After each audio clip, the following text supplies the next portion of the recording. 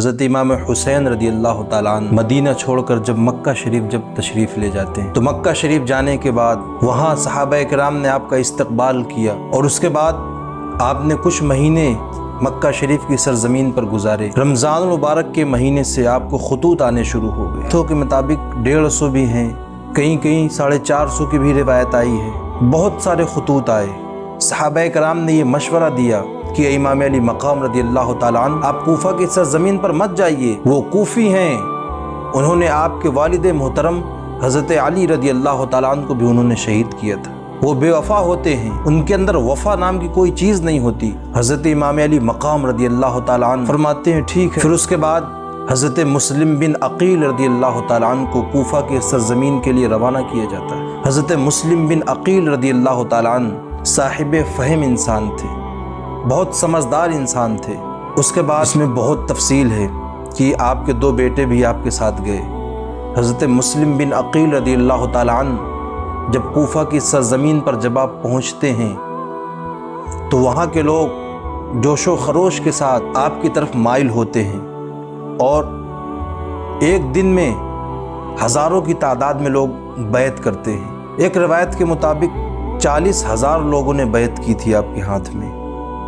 حضرت مسلم بن عقیل رضی اللہ تعالیٰ عنہ جب آپ نے یہ تمام تر چیزیں دیکھی،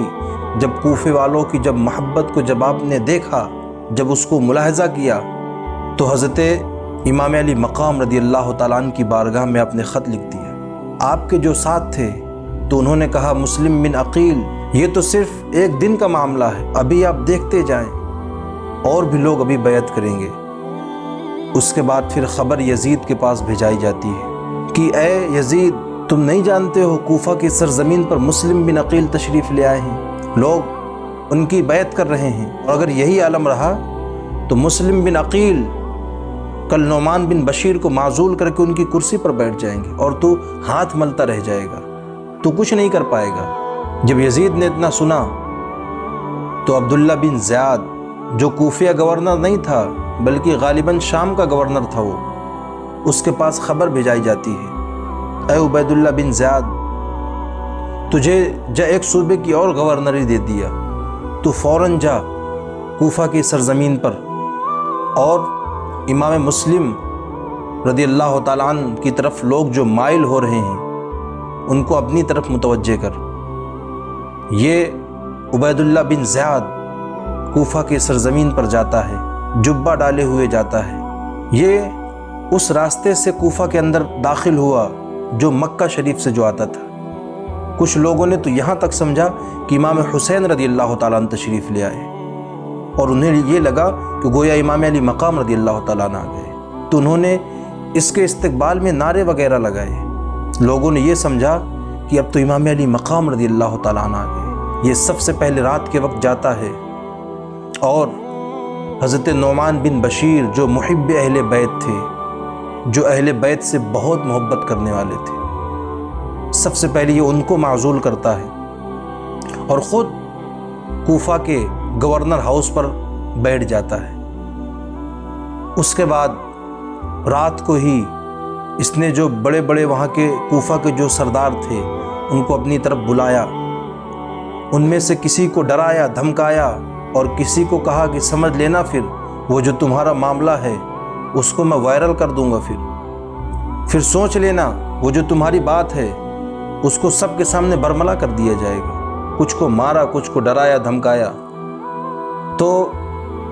حضرت امام مسلم رضی اللہ تعالیٰ عنہ جب کوفے کی سرزمین پر جب تشریف لے گئے تھے تو ہزاروں کی تعداد میں لوگوں نے آپ کی بیعت کی تھی، لیکن عبید اللہ بن زیاد جب گورنر ہاؤس پر جب جاتا ہے، جب یہ وہاں کے لوگوں کو بہکاتا ہے،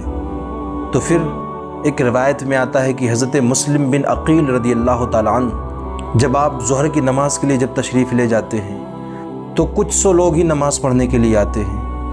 ہزاروں کی تعداد میں لوگوں نے آپ کی بیعت کی تھی، لیکن جب نماز پڑھنے کی جب باری آئی تو کچھ ہی لوگ نماز پڑھنے کے لیے آتے ہیں۔ اس کے بعد جب آپ نے نیت باندھی تو کافی زیادہ صفیں تھی، لیکن جب آپ نے سلام پھیرا